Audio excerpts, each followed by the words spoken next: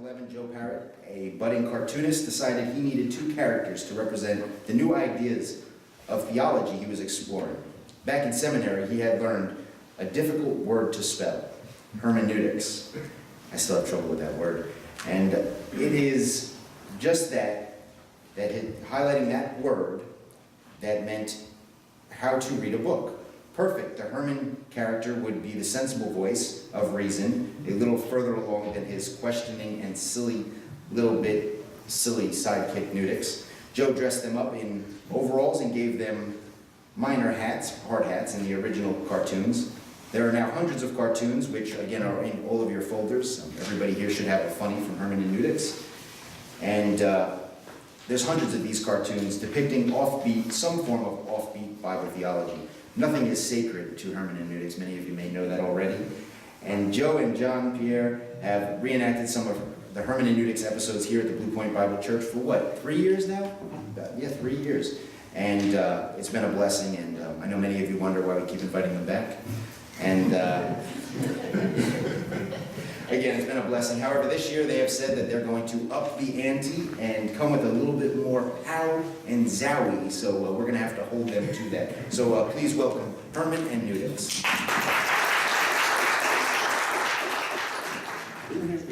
Okay, so we need to just ask our contestants what their name is and possibly where you're from.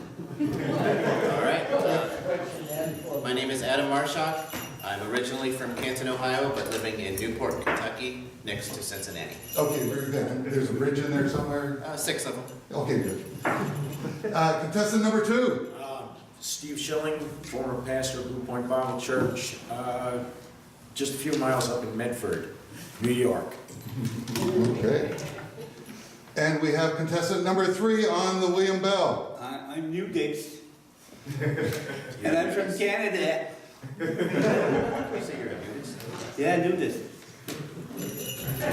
And you're happy to be here or something? I'm very happy.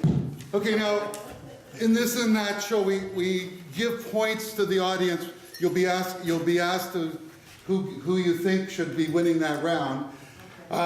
So it's not just fact, because it's a trivia show, so it can be funny. Okay, so we can give a little cheer for the funny answers. Are you ready for the show? Yeah. Okay, let's go on. We got question number 1. We'll start off with a really easy one. We're looking for the name of an Indianapolis eschatology seminar held in April 20 and 21st this year. It's hosted by Westside Church of Christ in Indianapolis. John Noe is going to be giving a debate there, a 2-hour-long debate. We're looking for the name of the conference. Who got it? Okay, I think Adam got it. And the name of the conference is? This is that. Preterism. Preterism. Do we have a sign for that one? Yeah. Okay, I think the teacher bell was next. This is that. The Indy AD70. Oh. From soon to Zoom. That's good. Okay, and number 3, I heard you come in on the William Bell. I'll try Indianapolis Eschatology Seminar. Okay, now, who do you think got it right? Number 1?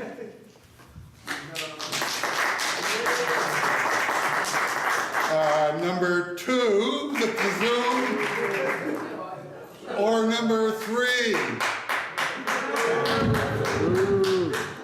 I think Adam got that one, didn't he?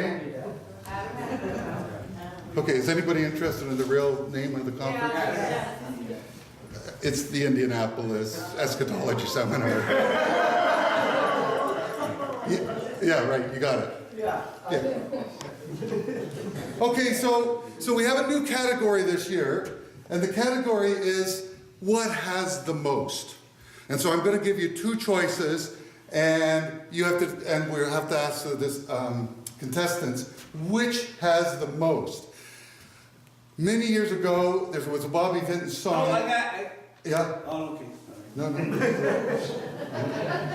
I'm going to play one of the Bobby Vinton songs. Now, we wish that Ed Stevens was here because he would verify the correct answer. So here we go with Bobby Vinton. Just see if we can get him tuned.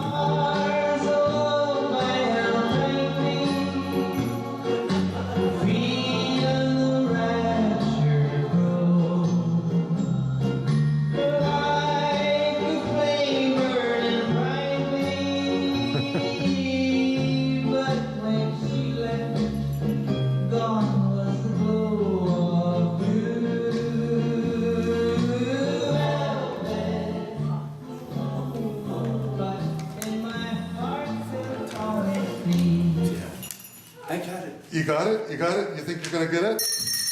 Okay, now you heard the song. You've jogged your memories. I want you now to think of all the writings of St. Paul, or the lyrics of the song, and what has the most occurrences of this English word. The word is rapture. Go! William Bell, what did I hear you say? It's Paul. You went with Paul? Yeah, it's Paul. I know it's Paul. It's all over the Bible. It's the rapture. He talked about the rapture. I heard him. This is, okay. The rapture. That's what he said. Okay, we got the one, we got the Being with, this is that. When you wear blue velvet, you're in rapture? So you're going with Vinton? Yeah, I'll go. Okay, go with Vinton. Sure. And number one, do you have an answer on I that still one? don't understand the question. That was a hard one. Want me to translate? Well, you'd have to have been born in about 1950 or something, right, to get the Bobby Vinton song? You've just told us your age, really. A Okay, bit younger than that. yes. Okay, now we're, I think I should take you to Fort Myers. Who won? Oh yeah, which one do you think was right? Okay, was it number 2? Or number 3?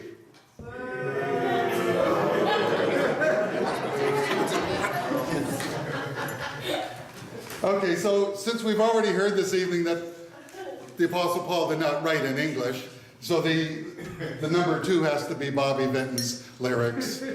So I think Steve got that. Yeah. I think Steve got that one.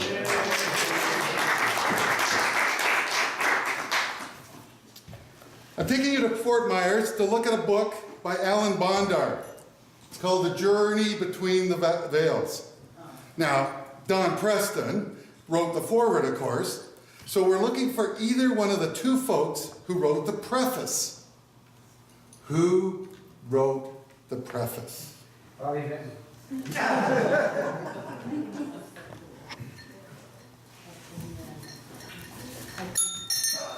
I think, did Steve get it?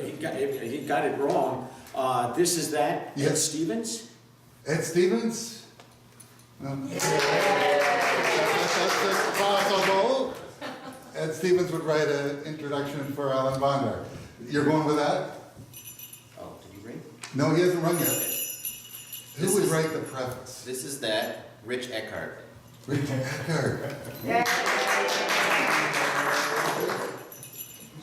Contestant 3, do you have an answer for this one yet? This is that John MacArthur.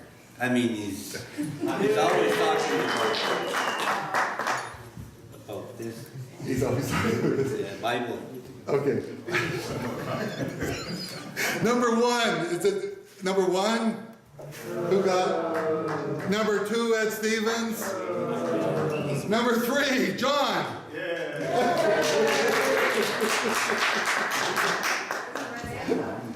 Oh, the right answer actually is Tim Martin and Kerry Burks. Yeah, these guys, they don't pay attention to the first couple of pages of the book. Okay, so we're going to go to number 4. Now, beginning on March 1st and continuing up until yesterday, Michael had been in a debate with Michael Bradley. What is the name of the debate? Go!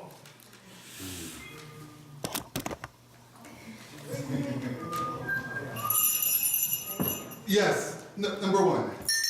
This is that. Is the Israel-only view scripturally defensible?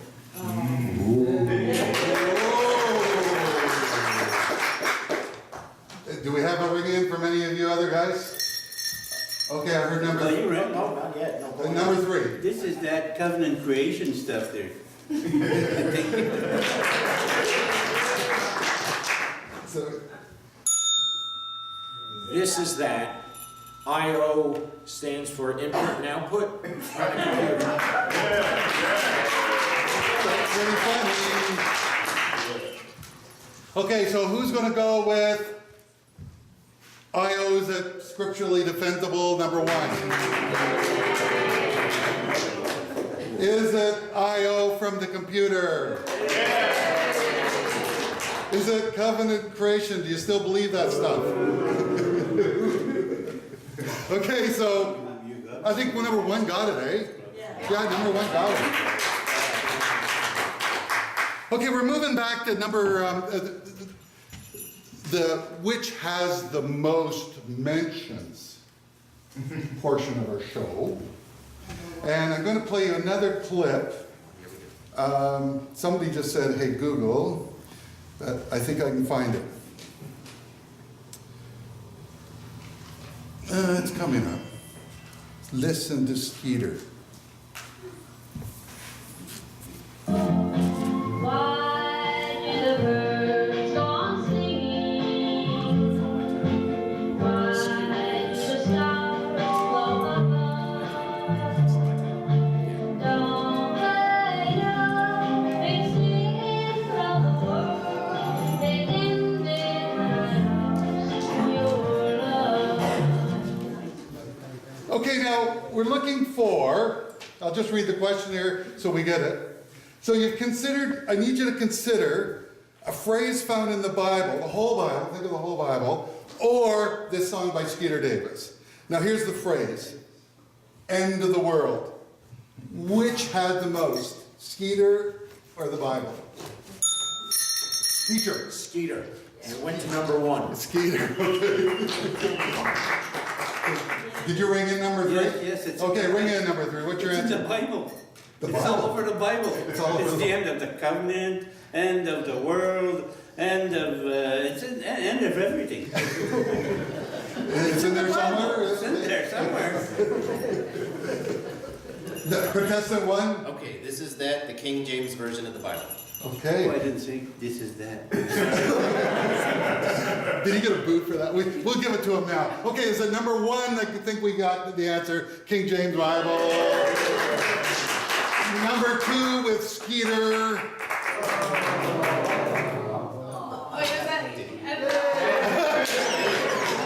And number three, was it? What was your answer? The Bible? It The had it Bible, everywhere? it's in the Bible. It's in there somewhere? Okay. Okay, what is the right answer, everybody? It's Skeeter, of course. The whole song says it about 20 different times. The Bible, of course, says end of time. Yeah. Now, number 6. I'm going to give you 3 names, and here's what I'm going to do. We're giving you 3 names. What do they have in common? Dustin Curley, Gail Ann Bonder, and Travis Finley. Go! Yes, Steve. This is that. Beards. That's good. You know, Gail Ann might be watching this later. Oh no! Alan, I'm sorry. Okay, number.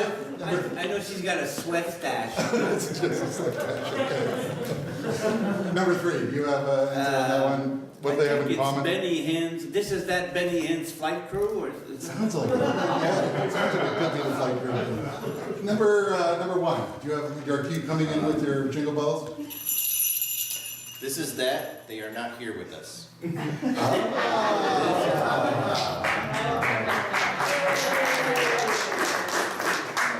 Okay, so who do you think got the factor funny? Number one with not here. Number two with beards. Or number three, what was yours again? It's Benny Hinn's flight. Benny Hinn's flight crew, is that? Okay.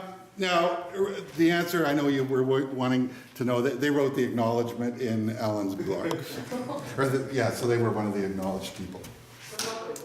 Okay, now, for some reason we had this question last year, but it's come up again. We're looking for the name of Cindy Cote's church in Atlanta. Is it the bridge, the porch, the parish, the gate, the lift, the elevator, or anything else you think you should call it? Okay, jingle bells. This is that. The balcony. The balcony. Okay, did I hear it? Yeah, The t-shirt. The stoop, like the stairway to heaven. And he got a B for that, right? No this and that. Yeah. No this and that. Okay. this is that, the watchtower. I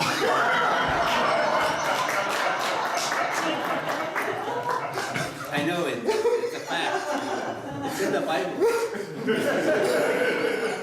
Okay. Who do you think got it? Number one with the balcony. Or is it number two? The stoop. Or can it possibly be number three? Is there anybody in the audience that could confirm that? Is there anybody down there? Dr. Stan, are you here? Are you here? Can you? What is the right answer? It was like Valentine. The porch. The porch. Yes. I mean, Okay. I'm going to give you a couple names. Tony Denton, Lorraine Rose, Sharon Grimes can all be found in this state. Go. Adam. The state of confusion. Number two. This is that. The state of grace. The state of grace. And this is William Bell. the Number state of Maine. This is. Okay. Are we going with number one? The state of confusion? The state of grace? Or the state of Maine. Maine? What is it actually anyway? Arizona. Right on. There must be somebody on Facebook in this building. Okay. That's more fun. Okay, well, this is another, you have this in common. I want you to think of these four, what they might have in common. David Curtis, Jeffrey McCormick, Gary Hardison, or Rich Nemec. Go. Okay. This is that. The name of an 80s band called the Geocentrics. The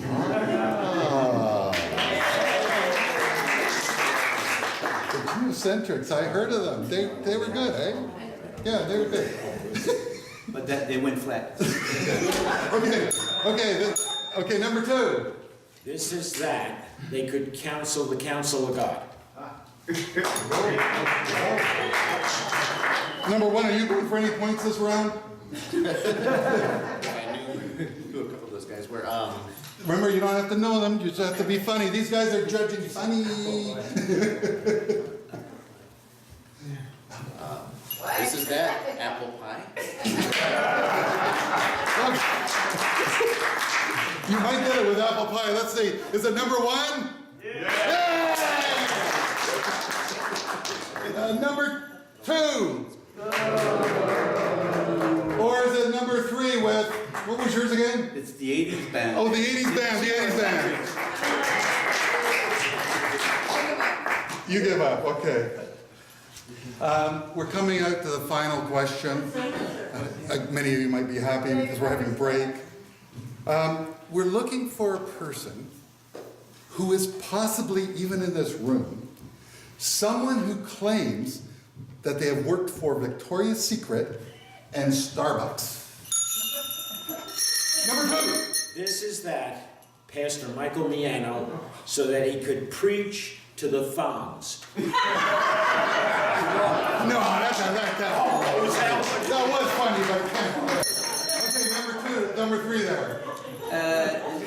What's Judy, that waitress we saw the other day? This is that Judy? Judy, yeah. Is that? Possibly, yeah. She did say something about work. Yes, she worked at Victoria's Secret. Okay, Judy. Okay. Number 1, do you know anybody in this room that might qualify for a Starbucks? In Victoria's Secret? And Victoria's Secret as well, yes. Yeah, of course. This is that Joe Perrott.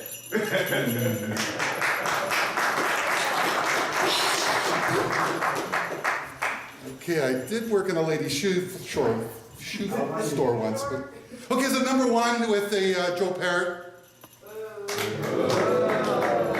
Number 2 with Michael Miano, our favorite pastor. Or is it number 3 with Judy down at the restaurant? Okay, so we need to wrap it up. We need to have, this is going to be the overall vote. I want you to remember all your scores, all your groans, and we need to find out who is going to be the star of This Is That for the year. Was it contestant number 1? Was it contestant number 2? Or was it contestant 3? Well, looks like we have Pastor Steve again getting the award. Pastor Steve, before we pass out the awards, there's a man in this room that is totally responsible for the awards that we're giving out tonight. These are comic books that were produced in 2017, and this man pressed like and ha-ha and laughed almost at everyone. If he wasn't doing that, they wouldn't exist. And that man is Ansel, and he's right over there. He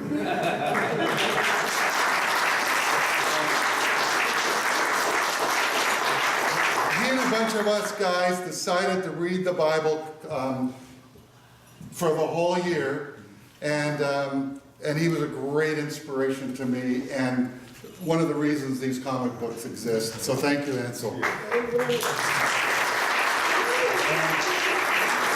Ezekiel. Thank you very much. I've got Revelation. All right. And I've got Matthew, Mark, Luke, and John. So thank you very much, guys. I think we can clean the place up.